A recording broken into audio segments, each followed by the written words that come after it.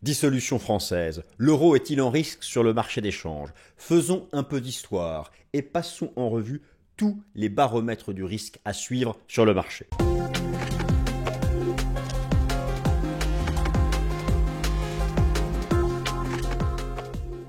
Alors chers amis, je suis ravi de vous retrouver pour la nouvelle édition du Fast and Forex. Le taux de change de l'euro est-il en risque de forte baisse suite à la dissolution française et à cette incertitude politico-économique qui s'ouvre et qui va durer au moins jusqu'au début du mois de juillet? Chers amis, vous savez, il y a un précédent. Il y a un précédent, oui, c'est peut-être assez ancien désormais. 10 à 15 ans, la crise de la dette souveraine qui éclata en Europe à l'époque, fin 2009, et qui dura 2, 3, 4 ans par étape. À l'époque, la France n'avait pas été concernée par cette crise de la dette souveraine en Europe, essentiellement centrée sur la Grèce, le Portugal, l'Italie, l'Espagne, Chypre et l'Irlande. Six pays qui ont été sauvés par des prêts de l'Union européenne, par la Banque centrale européenne, par, à l'époque, des plans de sauvetage du FMI. Six pays qui ont souffert à la base. Tout était parti de la crise financière de 2008. Bon, bref, revenons au sujet. L'euro est-il en risque avec la dissolution française? Vous savez, la France, ce n'est pas Chypre, ce n'est pas le Portugal, ce n'est pas la Grèce. La France, c'est la deuxième économie de la zone euro. Si la France tombe, c'est clairement l'euro qui tombe. À l'époque, la France avait échappé, même si ses taux d'intérêt avaient monté, la France avait échappé, n'avait pas eu besoin de plan de sauvetage. La France n'avait eu besoin de rien, enfin de rien. Naturellement que la Banque centrale européenne avait acheté des obligations de toute la zone euro. D'une certaine façon, c'est à l'époque la Banque centrale européenne qui avait protégé la France. Mais voilà, depuis l'annonce de la dissolution française, le CAC 40, il a droppé. Je vous en ai parlé dans le Top Gun, je vais en dire un mot sur le plan technique. Le taux de change de l'euro a été un peu mis sous pression. Il a dû perdre une centaine de pips. Oui, parce qu'entre-temps, la chute du taux de change euro-dollar a été freinée par la reprise de la désinflation aux États-Unis. Ça, c'est ce qui met la pression sur l'USD. Vous savez, dans euro-dollar, il y a deux devises principales, c'est l'euro, devise de contrepartie l'USD. Mais globalement, le taux de change de l'euro a été sous pression. Vous avez par exemple noté le rebond du franc suisse, c'est-à-dire la baisse de l'euro CHF. Enfin voilà, un certain nombre d'éléments liés au risque politico-économique, liés au risque de voir la France, déjà un pays surendetté, qui n'a pas eu d'équilibre budgétaire depuis 50 ans. C'est depuis la fin des années 60, début des années 70, 1900, que la France n'a pas eu un budget à l'équilibre. Et cette série, cette addition année après année des déficits budgétaires vient créer ce qu'on appelle une dette publique qui en France maintenant doit représenter 110-115% du PIB. Finalement, c'est comme aux États-Unis. On est loin aussi du Japon qui est à 250%, mais tout de même, il existe un risque de voir la France ne plus accéder. Qu'est-ce que c'était la crise de la dette souveraine à l'époque, en 2011? C'était des pays qui n'accédaient plus au marché financier. Des États de l'Europe, de la zone euro, qui se présentaient sur le marché du crédit. Par exemple, en France, c'est l'agence du Trésor qui se présente sur le marché du crédit pour lever des fonds, faire de la dette via des obligations d'État. Et les pays, la finance mondiale, les capitaux mondiaux ne voulaient plus prêter à ces pays. Est-ce que la France est menacée de ça?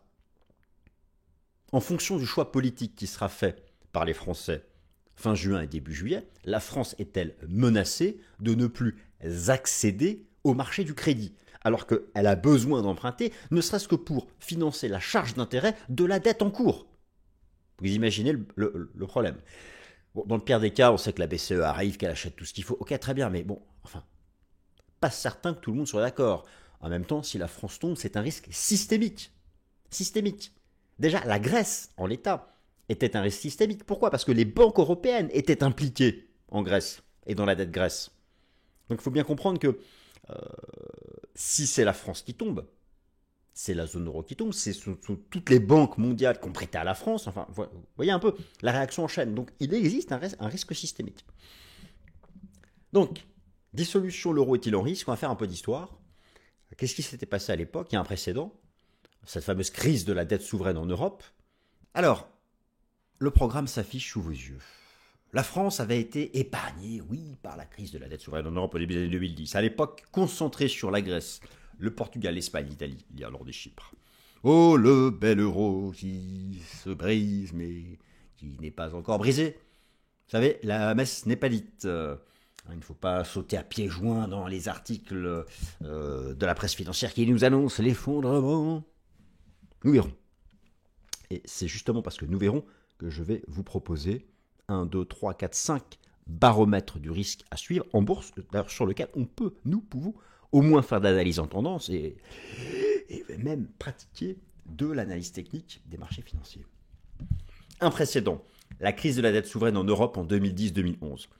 Dissolution française, premier baromètre du risque à suivre, le spread de taux d'intérêt entre la France et l'Allemagne. Qu'est-ce que c'est? Je vais expliquer. Dissolution française, le taux obligataire de la France. Vous savez, au 19e siècle, mais on était jusque dans les années 1860-1870. À l'époque, en 1870, la France a perdu la guerre contre la Prusse et tous les États allemands. Mais entre la Révolution française et 1870, on disait que lorsque la France éternuait, l'Europe s'enrhumait. Lorsque la France éternuait, l'Europe s'enrhumait. Et là, on revient un peu à ça. Et on parlait de ça lorsque la France éternuait, l'Europe s'enrhumait. C'était déjà pour des raisons socio-politico-économiques. Donc là, nous y revenons. Et la France fait à nouveau la une de même la presse financière anglo-saxonne. Moi qui la parcours tous les jours, je vous garantis que ce n'est pas des bêtises. Donc, c'est un sujet pour la finance mondiale. En tout cas, au moins pour la finance occidentale. Alors, l'euro est-il en risque? La réponse, elle vient du marché du crédit. Encore une fois, l'euro est en risque si le marché du crédit mondial se ferme à la France. Pour le mesurer, vous avez des baromètres.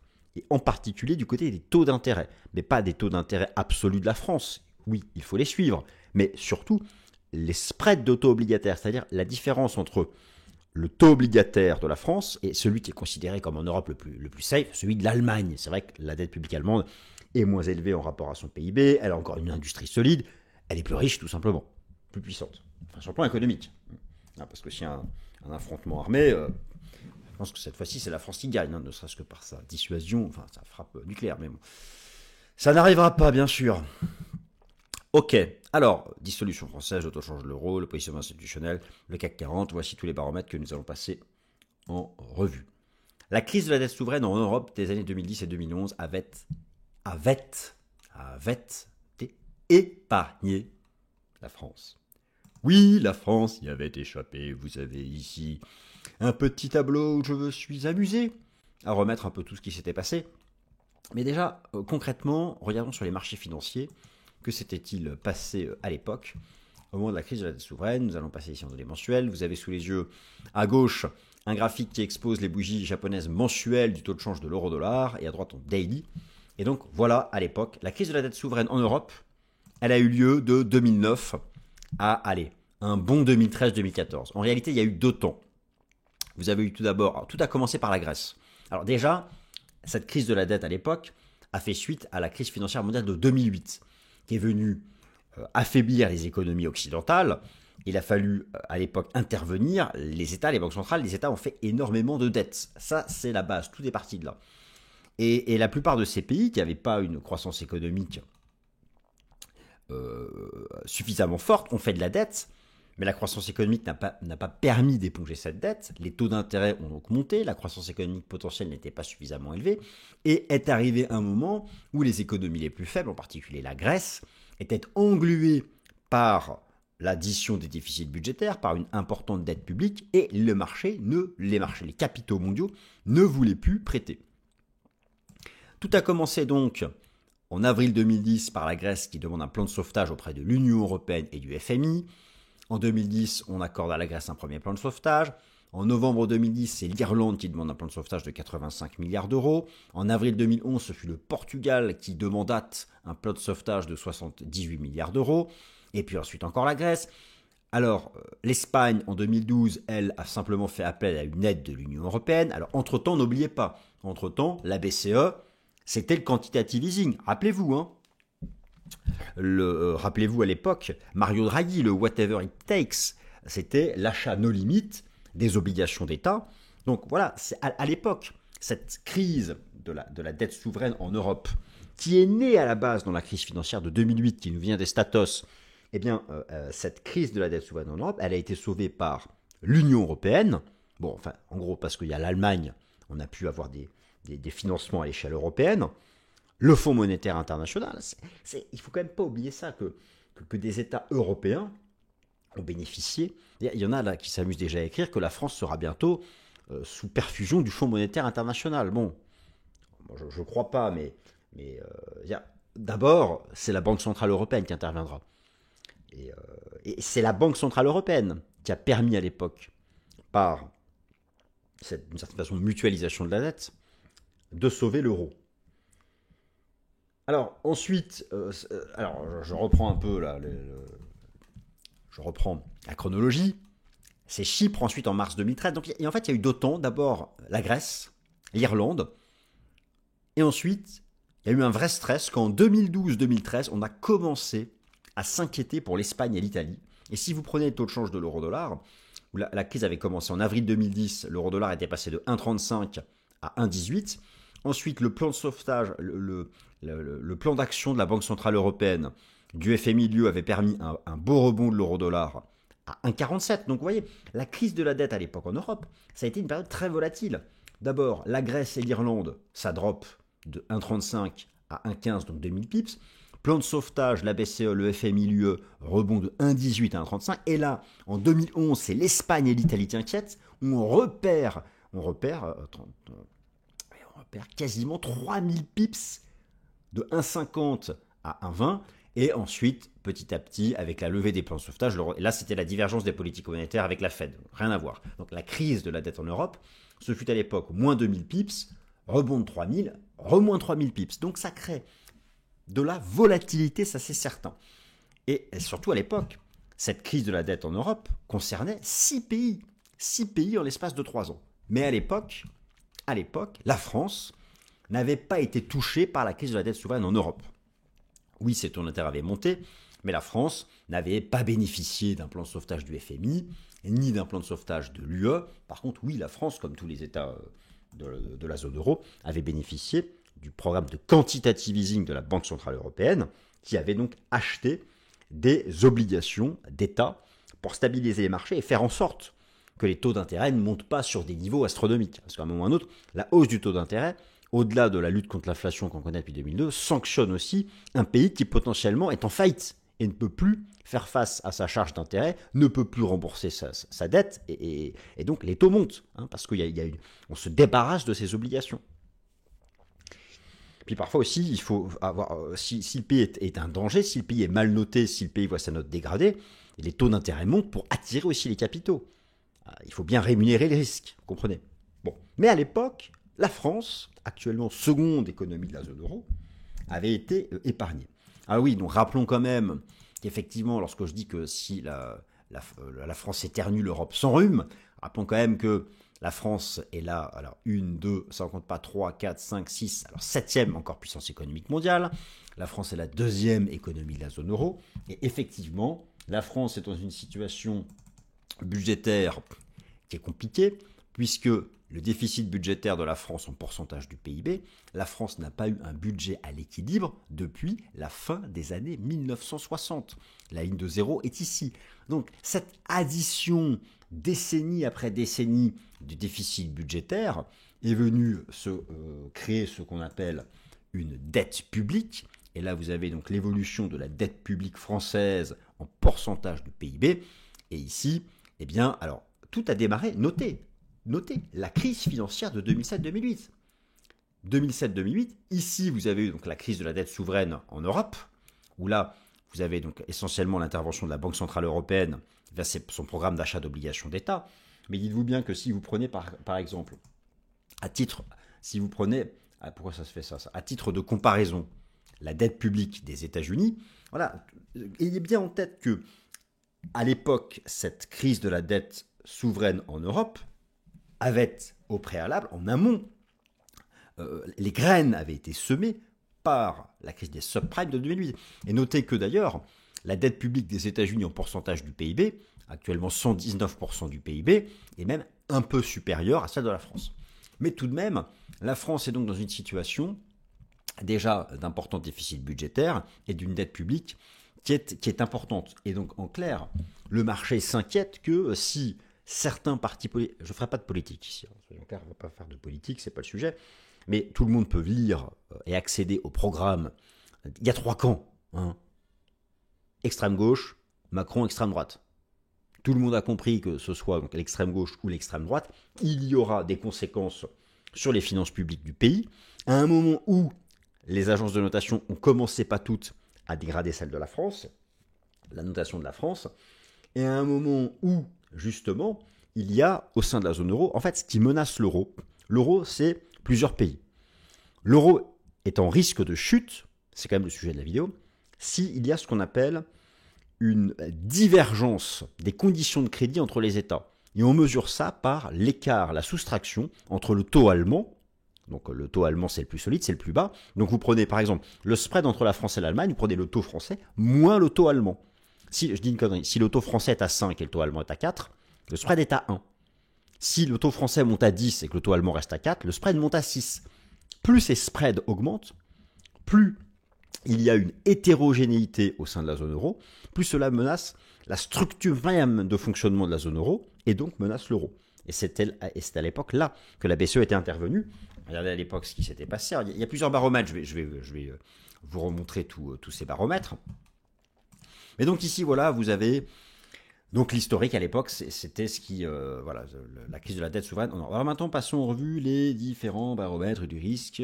Le premier de tous, dissolution française, le baromètre principal du risque pour le taux de change de l'euro, c'est le spread de taux d'intérêt obligataire entre la France et l'Allemagne. Alors, le spread de taux obligataire entre la France et l'Allemagne, il ne s'agit pas du taux d'intérêt de la France de manière absolue. Le taux d'intérêt de la France de manière absolue, c'est le FR 10Y, vous l'avez donc sur TradingView. Donc là, c'était les taux zéro du Covid, la lutte contre l'inflation. Et donc, vous avez, depuis l'annonce de la dissolution française, voilà, vous avez eu une hausse du taux obligataire de la France de 3,05 à 3,33. C'est pas non plus la folie. Mais tout de même, il y a eu un stress. En fait, ce que regarde le marché, c'est quoi? C'est l'écart, c'est le spread, donc l'écart en points de pourcentage entre le taux français et le taux allemand. Et là, regardez, ce n'est pas anodin. Autant ici, de manière absolue, la hausse du taux français obligataire n'est pas non plus, on n'est pas monté à 10%, donc naturellement que oui, là encore maintenant, alors on verra après les élections, mais les marchés financiers prêtent largement à la France. Il y a besoin d'un plan de sauvetage, d'une action de la Banque Centrale Européenne. Mais, attention, vous avez là l'écart relatif entre le taux obligataire de la France et de l'Allemagne, j'ai pris les taux à 10 ans, je suis sur TradingView et je crée le spread en faisant FR10Y moins DE10Y. Sur TradingView, vous avez toutes les petites formules mathématiques de base. Et là, attention, le spread est de 0,77. Donc c'est-à-dire que le taux français à 10 ans est 0,77 points de pourcentage supérieur au taux à 10 ans allemand. Et là, nous sommes revenus sur un plus haut de 10 ans. Et regardez à l'époque la crise de la dette souveraine en Europe. La crise de la dette souveraine en Europe qui avait eu lieu de 2010 à 2013, le spread était carrément monté à quasiment 2 points de pourcentage au-dessus du taux allemand. Ça ici, cette envolée du spread, c'était les phases de chute ici, de drop de l'euro. En tout cas, l'impact sur l'euro, il est clairement volatile parce que dans un premier temps, ça drop. Ensuite, vous avez des annonces. Imaginons, là je dis une bêtise, mais un parti d'extrême prend le pouvoir en France, en tout cas à Matignon, et le parti qui arrive au pouvoir fait de la dette à fond, ils s'en foutent complètement, ils partent dans tous les sens. Dans un premier temps, oui, l'euro va dropper, l'euro va sortir par le bas de cette espèce de petite compression, mais dans un deuxième temps, il y aura un plan de soutien de la Banque Centrale Européenne, et là, le taux de change de l'euro remontera. Ça créera de la volatilité, probablement un drop dans un premier temps, de la vol. Encore une fois, je ne sais pas ce qui va se passer sur le plan politique. En attendant, l'euro, lui, reste enfermé dans une phase latérale. Alors, les récentes informations, l'incertitude, les sondages, car là, qu'est-ce qui va nous nourrir d'ici fin juin? Les détails de programme des différents partis et les sondages. Cela nous a ramené dans la partie basse d'un trading range. Mais il n'y a pas eu de cassure technique majeure. Bon, là, je m'égare. Je reviens donc sur le spread, donc entre la France et l'Allemagne. Ça, c'est une zone hyper importante à surveiller. Si jamais le spread devait casser à la hausse cette résistance vieille de 10 ans, oui, là, l'euro va être méga sous pression et il ira à 0,5. Ça, c'est le premier baromètre à surveiller. Deuxième baromètre, dissolution française, le taux obligataire de la France. Cette fois-ci donc, le taux obligataire de la France de manière absolue. Alors, le taux obligataire de la France de manière absolue, vous l'avez sur TradingView, c'est FR 10Y. Je vous l'ai mis ici en données hebdomadaires et à droite ici en données journalières. Il y a un seuil à surveiller, qui est le seuil des 3,24%. Vous voyez comme moi ici que c'est un seuil chartiste horizontal et qui correspond à la ligne de coup de ce qui fut ici, à la fin de l'année 2023, un double top, lorsque le marché a compris que nous entrions dans une phase de désinflation. Et là, on ne parle plus d'inflation, de désinflation.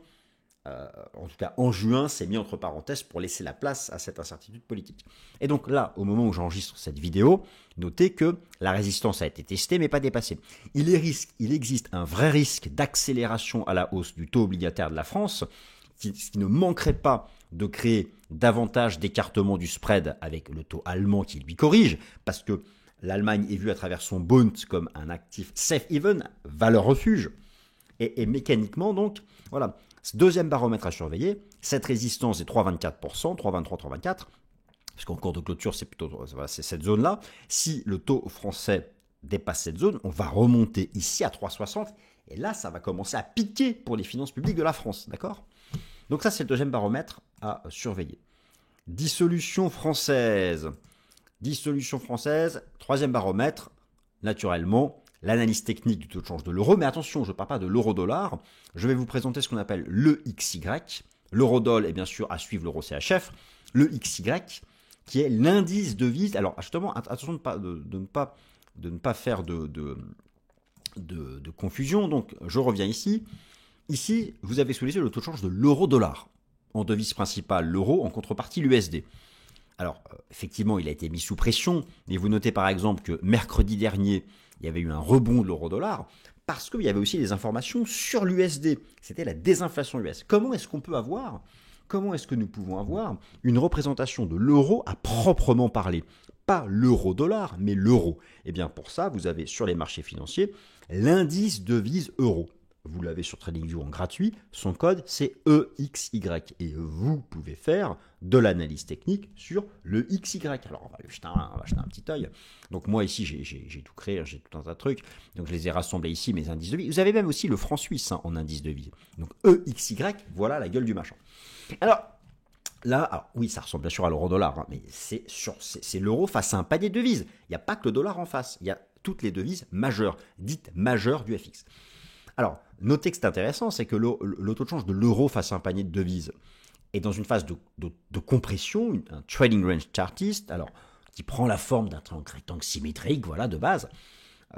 Clairement, si la tension politique et les perspectives économiques devaient monter, devaient inquiéter la finance mondiale, le risque pour le taux de change de l'euro est de sortir par le bas de cette phase de transition latérale. Pour le moment, en ce début de semaine, alors que nous sommes à 2 semaines des élections législatives en France, le marché n'a pas quitté la bande basse, mais il y est revenu avec fracas, avec des gaps. Donc attention, ça c'est vraiment le seuil à surveiller. Au minimum, si l'euro index casse cette zone, il revient là. Alors, il revient là au minimum s'il casse cette zone, ce qui signifie que l'euro-dollar, en fait, le seuil de rupture pour l'euro-dollar, pour l'instant, le marché tient quand j'enregistre la vidéo. C'est cette figure chartiste, mais c'est surtout ce niveau-là. Vous voyez bien, hein, c'était un niveau à l'époque du Covid. Seuil de décrochage, seuil de remontée. Donc c'est vraiment le niveau horizontal le plus important à suivre. Il est à 1,0630. Donc en clair, si jamais la haute finance devait s'inquiéter du dérapage des finances publiques françaises, bon, façon de parler, c'est un euphémisme hein, parce que ça a dérapé depuis longtemps. Bon, mais ok, mais un méga nouveau dérapage. Le seuil de chute, c'est 1,06, 1,0630. Le seuil de décrochage de l'euro-dollar, c'est 1,06, 1,05. L'euro est-il en risque? L'euro est en risque, je vous ai expliqué. Oui, si le spread de taux avec l'Allemagne dépasse cette zone. L'euro est en risque, oui, si le taux obligataire français dépasse la résistance que je vous ai montrée. Et si ces éléments sur le marché du crédit interviennent, eh bien l'euro brisera cette zone technique. Et c'est le troisième baromètre à surveiller. Si l'euro devait briser ce seuil des 1,06, 1,0630, il irait minimum à 1,05 et même probablement chercher les 1,0340. Donc ça, c'est vraiment... Ce sont les baromètres de marché technique à surveiller sur le taux de change de l'euro. Alors, Bon, ensuite, oui, le franc suisse en a profité. Le franc suisse, d'ailleurs, avait rejoint cette résistance technique 1 point, 2 points. J'existe, je double-clique et je prolonge, ce qui venait à taper stop de marché. Voilà, l'euro CHF, vous avez cette zone ici que le marché teste des 0,95, 0,94. Vous voyez, c'était cette zone où on a vu un bear trap, on avait repris. Le vrai risque à la baisse sur l'euro CHF, ce serait d'enfoncer les 0,94, 0,95. Pour l'instant, ce n'est pas le cas. Et en fait, finalement, cette zone des 0,94, 0,95 sur l'euro CHF, c'est la traduction de cette zone des 1,06, 1,0630 sur le taux de change de l'euro-dollar. Dissolution française. Baromètre des risques, le positionnement institutionnel sur le taux de change de l'euro-dollar. Alors, la question est-ce que les instits se sont mis à shorter l'euro? Il y a deux soucis, il y a une réponse et un souci. Une réponse, nous avons pour ça chaque semaine le rapport Commitment of Traders qui nous donne le positionnement institutionnel sur l'euro-dollar des traders de hedge fund et des asset managers. Très bien. Le problème, c'est que les données sont en retard et les données les plus récentes que j'ai datent de mardi dernier, donc juste après l'annonce de la dissolution. La haute finance ne s'inquiétait pas trop, mais il y a eu un début de mouvement de vente. Mais malheureusement, j'aurais besoin d'attendre vendredi pour avoir les données les plus récentes. Donc, je vous actualiserai ça la semaine prochaine. Mais qu'est-ce que j'ai quand même à vous montrer? Ça date de mardi dernier, donc c'était 2 jours après l'annonce de la dissolution. Il y a eu un tout petit rebond de l'augmentation des positions short. L'histogramme en orange, ce sont les positions short. Et une toute petite baisse de la position nette, l'écart entre les longs et ça. Donc, il y a un début d'inquiétude, mais c'était mardi dernier. Donc là, c'est un baromètre intéressant, mais il va falloir attendre la fin de la semaine et je vous l'actualiserai quand j'aurai les datas les plus récentes. Donc patience. On fera un point la semaine prochaine. Dissolution française, les baromètres du risque. Et oui, bon bah, on a tous compris. Le CAC 40, le CRAC 40. Écrivent les petits comiques. Bon. Le CAC 40. C'est vrai que, je vous en ai parlé dans le Top Gun, quelle divergence depuis la semaine dernière entre le S&P 500, enfin le S&P 10, hein, on est d'accord, hein, et le CAC 40. Bah, enfin, en même temps, bon, peut-on comparer les choux et les carottes? Non. Alors, peut-on comparer le S&P 10 et le CAC 40? Bah non plus. Mais, par contre, il y a un effet d'entraînement sur les indices européens, donc ça c'est important à suivre. Le CAC 40, notre ami le CAC 40, deux hypothèses. En cas de poursuite et de développement jusqu'à la fin du mois de juin de cette inquiétude de la haute finance, en cas d'augmentation du spread de taux, d'augmentation du taux français, de cassure sur l'euro, je vous ai montré, donc tous les seuls techniques que je vous ai montrés, cela va mettre la pression sur le CAC 40, qui est revenu sur une zone importante, ici, une zone de confiance chartiste, à 7400 points. Deux hypothèses. Elle tient, on tient cette zone pour l'instant, quand j'enregistre la vidéo, rien n'indique, on n'a même pas de divergence en daily, on travaille la zone. Un signal de reprise, ce serait de redépasser la moyenne mobile à 200 jours. Tant que CAC 40 reste sous cette moyenne mobile à 200 jours, il est en correction. Vous prenez ensuite un graphique de plus long terme. Si les 7004 ne tiennent pas, le marché reviendra sur son ancien record historique à l'époque de la fin du début des années 2000, c'était l'apogée de la bulle spéculative 2.0, .com, et le CAC retombera à 6950. Donc en gros, hypothèse 1, on tient cette zone des 7004 et on arrive à reverser, à redépasser MM200. On brise la zone avec l'écartement des spreads. N'oubliez pas tout ce que je vous ai montré en début de vidéo sur les taux d'intérêt. Si ça dépasse les résistances, notamment sur le spread France-Allemagne, ça ne va pas tenir et on ira à 7000. Donc c'est le dernier truc, le dernier baromètre à surveiller, chers amis. Et puis donc mettons un like à ce monsieur sans cheveux. Et nous continuons de suivre tout ça. Mais si vous devez retenir une chose après ces 30 minutes de blabla, c'est bien sûr l'aspect historique. Qu'est-ce qui s'était passé dans la crise de la dette souveraine entre 2010 et 2014? Et une deuxième chose à retenir, uniquement le spread d'auto entre la France et l'Allemagne. Tout le reste, vous pouvez oublier, c'était pas intéressant. Merci à toutes et à tous et bonne semaine.